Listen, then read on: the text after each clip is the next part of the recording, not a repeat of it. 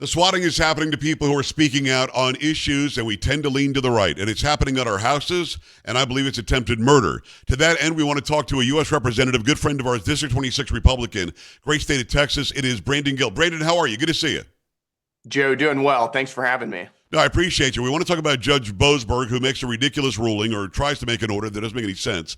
Going to get into some other stuff that's happening in the fray, but I want to make sure that we continue to amplify what's going on, with people like me and several others, where bad guys are showing up. Well, not bad guys. Good guys are showing up because a bad guy said something horrible was happening inside, and they're trying to, I believe, and maybe it comes off as overly dramatic. I don't think it is, but at 2:21 in the morning, I think the bad guy wants a police officer to kill me at my house to shut me up. Is that how you see it too? That's exactly how I see it. We've had an epidemic of swatting incidences where somebody calls the SWAT team to a conservative media figure's house, just like yours, or a conservative politician's home, usually in the middle of the night. It's 2 a.m. You have your doors being banged on. You look at your Ring camera and you see men at your door with guns. You don't know what's going on. It's incredibly, incredibly dangerous. I do believe that this is attempted murder. It's also political terrorism. This is a form of domestic terrorism that is targeting conservatives. I co-sponsored a bill, the Preserving Safe Communities by Ending Swatting Act, which would increase penalties on people who do commit this crime. I'm really glad, I'll say, that we've got a Department of Justice and an FBI who's going to be serious about looking into this, but it's got to end now. I mean, this is real terrorism, and the purpose of this is to shut you up and to shut up conservatives. And that's the thing. They're attacking Tesla dealerships. They're attacking anybody who actually owns a Tesla. They're attacking people like me. And you've known me a long time. This is going to make me speak. If you didn't kill me that night, and they wanted to, then it's going to make me even louder about this. But one thing that was a problem in my mind is that it feels like a lot of these police agencies weren't really up on what swatting was. Will your legislation also help to inform them? Yes, it would. I think it would get the message out that this is a serious problem, and local law enforcement needs to be aware of this. There are protocols that can be put in place to make this process a whole lot safer whenever they do get these swatting calls. And from talking to local police officers, and we've done that quite a bit, they usually have at least a bit of an idea. If they understand what swatting is, they have an idea whenever they get a call in. And it's calling in, usually what happens is they'll say, well, there's a hostage situation at this home or something similar to that. And as long as they're aware of this problem, that can go a long way in making this a safer process whenever it does happen. I had the FBI and the local sheriff's detective at my house today, and they've got some pretty good leads, Brandon. They're doing pretty well. But you and I are technology guys. We like technology a lot. They're using VoIP. Maybe they're using VPNs. They're cloaking or spoofing the phone numbers and where they're calling from. This guy pretended he was me. He was inside my house. He was calling from like a Google Voice number that was out of California. So to that end, do we have technology, and you might not know the answer to this, but do we have technology at the DOJ or the FBI where they can get through some of those layers of spoofing and hiding who they are and maybe find these people? That's something we'll have to talk with Kash Patel at the FBI at. I would guess that they do. We have all kinds of technology for getting through some of these layers of secrecy. But that's something that we'll have to leave up to the FBI. And when you catch somebody like this, you want it to be sort of a terrorism charge? Do you think attempted murder makes sense too, or not? I think either domestic terrorism or attempted murder, maybe with a terrorism charge added to that as well. The purpose of this is to silence political dissent. It is attempted murder. It is extraordinarily dangerous to do this. And it is, our democracy cannot survive if people are scared to speak out because they're worried if somebody's going to be beating on their door at 4 a.m. in the morning with guns drawn. That's a serious democratic problem. It strikes right at the heart of our republic, and that's why Congress needs to act quickly on this, and the FBI needs to be aggressive about prosecuting. And I'll leave it at this. It's Representative Brandon Gill, District 26 Republican, great state of Texas. We're both Texas guys. We're both Second Amendment guys. We're both, we believe in our rights. And had I not called 911 and said, "Are you at my house?" it might have gone differently, because what the bad guy wants is for a good guy, a cop, to kill me. Maybe I take out a couple of police officers while I'm dying, and now I'm a bad guy, killed police. Police are the bad guy, killed a guy at his house, and then I think other people who would maybe speak out otherwise will shut up for fear it's going to happen to them, right? Yeah, that's exactly the purpose of this. You know, there have been incidences in the past of swatting where somebody died. And we saw just last year, 20% of members of Congress got swatted. Wow. I mean, that's a major problem. It's happening to members of Congress, major media figures, people who have a large political voice. And again, the purpose is to silence them, and you cannot have a functioning democracy whenever people are scared to speak. It is Brendan Gill, U.S. Representative. Always appreciate the time and the access. You're also looking to impeach this activist judge, this trial judge in D.C. that thought he had the ability to tell the president that he doesn't have Article 2 executive powers, to tell the president that he doesn't have to follow a law, an act that's been in law since 1798, that has been, by the way, challenged for 200 years, and it has withheld every single challenge that's come, the Alien Enemies Act. Brendan, just let's start with this. Why does a judge on this level think he has the power to tell the chief executive of this country that he can't do what the executive branch is allowed to do? Well, that's the core question here. Remember, what he did is he ordered a plane full of members of Tren de Aragua, who are the most violent, brutal gang members in the world. These are people who don't just murder and rape little girls in America. These are people who torture and maim their victims, and they derive a sort of sadistic relish from doing so. Right. He ordered a plane load full of them to turn around midair and come back into the United States. You have to ask yourself, why would any judge do that? It clearly puts our people in danger. It puts the flight crew in danger, the entire operation. It impedes on bilateral foreign policy negotiations between the United States and El Salvador in this case. Why would any judge do that? This is a ruling that is tantamount to a district court judge determining troop movements on the other side of the globe or directing which direction an aircraft carrier should be moving. It is a flagrant usurpation of the president's Article 2 plenary authority as Commander-in-Chief of the United States. This is authority that is also codified in the Alien Enemies Act, to your point, an act that has been litigated extensively. This is a flagrant abuse of power. It's a weaponization of the judiciary. It has caused a constitutional crisis, and that's why I filed these articles of impeachment. And I'm glad that you did. And Congressman, you know, the argument on the left is this. It's twofold. Number one, it's so old, it's an antiquated act. We shouldn't pay any attention to it. Obviously, as Tom Homan said, the Constitution's older than it. And the second argument is it has to be a wartime that was declared war by Congress. Neither of those things hold any water, but there are people out there who are taking this in going, yeah, that makes sense. It is really old, and Congress didn't declare war. Let's clear that up right now. Do we have to have declared a war to take this action in that act? The president designated Tren de Aragua a foreign terrorist organization. Yes. He specified at length in his edict here, whenever he was invoking this act, that Tren de Aragua is acting on behalf of the Venezuelan government at their direction.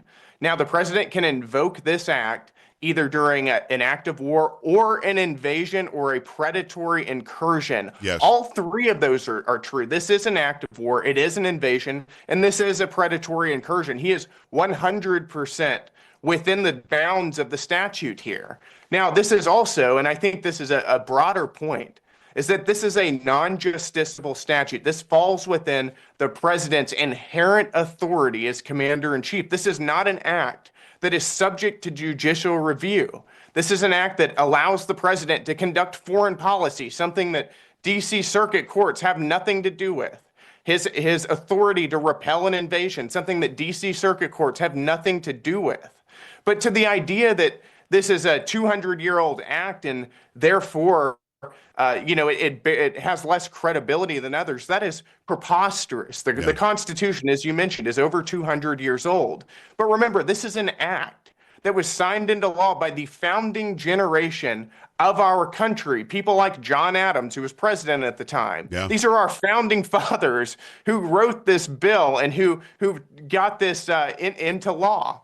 So the idea that this is somehow unconstitutional or carries less weight for that reason is ludicrous. I thought we'd never be in a place where the left got so far left that they want to fight for MS-13 or Nicaragua. Yep. I never thought we'd be in a place to where we were begging to keep gang members here that can continue killing people like Laken Riley and Jocelyn Nungary. I never thought that we'd be in that place, but the ACLU seems to think those people should stay here. So I love that you're following the articles of impeachment, but Chief Justice John Roberts decided, and I think this was straight to you, to say, well, no, but we shouldn't do impeachments. The appellate process usually is sufficient. What do you think of him coming out and saying that? Well, I would love this to run through the appellate process, but it needs to run through that quickly. Yes. Remember, the American people elected President Trump with a mandate. One of the biggest issues of this past election cycle was securing the border and deporting illegal aliens, particularly violent illegal alien gangbangers like the Tren de Aragua. And if this gets caught up in an appeals process that takes months or years to litigate, that is essentially stripping the president's authority. You know, he is acting on authority that he has according to the Constitution. We're not going to sit around and wait for months or years for the courts to give the president powers that he already has. So if John Roberts wants this to run through the appeals process, I would highly encourage him to expedite that process, not months or years, but days or weeks, because we have got to get this country under control. Let me remind you that if the president cannot act on his core constitutional powers, if the courts are going to tie that up, tie his hands, and the bureaucracy is doing the same thing, by the way, then we don't have a country anymore. The courts are nullifying the election results illegally and unconstitutionally. A core part of our separation of powers and checks and balances system is this impeachment process. This is how our separation of powers and checks and balances system works. Well, you probably wouldn't get 67 in the Senate, but at least the process happens, and these judicial lawmakers on the bench will be on notice. If you do this, we're going to take you to task. We're not going to sit idly by. It is Representative Brandon Gill, gill.house.gov, Texas 26. He's a Republican, of course. One last thing on that. The only grounds this judge can possibly stand on is his suggestion that this law from 1798, this act from 1798, is somehow unconstitutional. And we've already talked about this at length, but just maybe a quick comment on this. That's already been litigated, hasn't it? He doesn't have a leg to stand on here. This has been litigated extensively in the Supreme Court, the highest court in the land, far more important than a D.C. Circuit Court judge, has ruled that the president's powers here are non-justiciable. They're not subject to judicial review, and they are incredibly broad, and they are part of his inherent plenary Article 2 authority. This is something that the Supreme Court has already ruled on. So the idea that this is unconstitutional, I think is frankly wrong, and the Supreme Court agrees with me. It is Brandon Gill, U.S. Representative, District 26 in Texas. I've been to China, went there and adopted my daughter, Gia. She's wonderful. When I went there, they followed us everywhere we went, only showed us what we were allowed to see. And I noticed that I couldn't buy land there. I noticed that I probably could not just emigrate there because I felt like it. There are very strict laws in China, yet for some reason, we've decided to allow an adversary, at least governmentally. The people there might not hate us, but the government certainly does. They find us to be their enemy or their adversary. Why have we allowed them to buy hundreds of thousands, if not more, acres of land in the United States? Whose idea was this, and why do they think it was a good one? You know, it is insane that we would allow foreign nationals connected to a hostile adversary, our biggest geopolitical foe, to purchase American farmland, much less American farmland that is near military installations in our heartland. That is insane.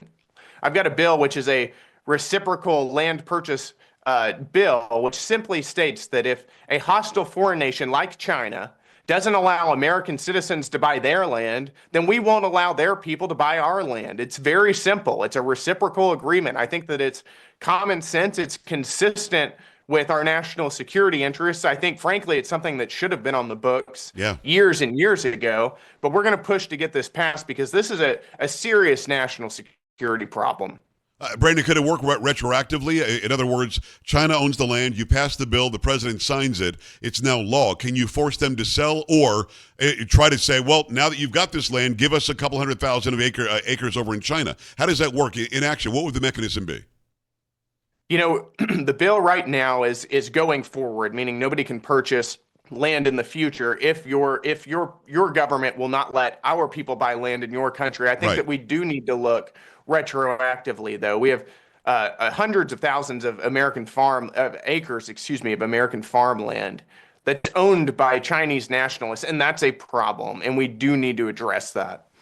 Well, when we look at what they own now, and you said the proximity to our air bases, our installations, and all this stuff doesn't make any sense whatsoever. Can we proactively, I mean, right now, and I don't even mean retroactively, can we go in there and say, you have to sell it or else we will take it because this land is vital land to our national security and you shouldn't have bought it to begin with? I know I'm getting into the weeds a little bit, and we've got to get the actual bill passed first. But I mean, it's a big concern. We've heard about people showing up in installations like Chinese nationals, like Russian nationals who came across the border illegally under Biden. How can we make them more safe now in the meantime?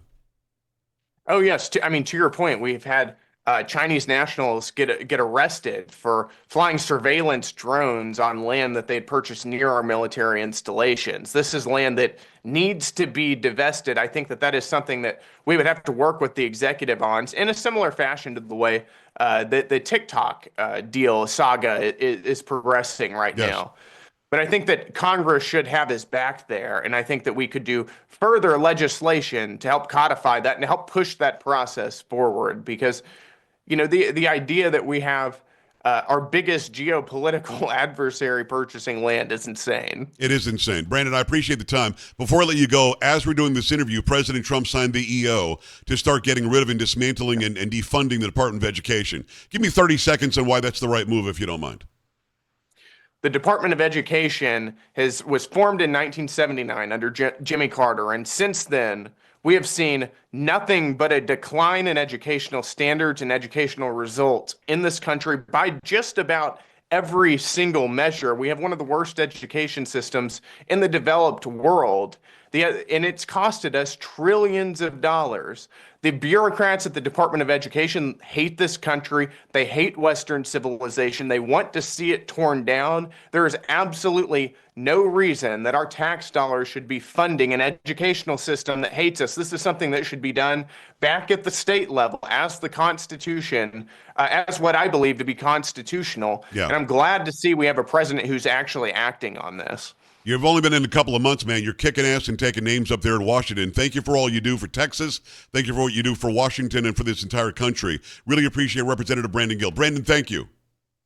Joe, thanks for having me. All right, brother. We're back after this. Stay right here.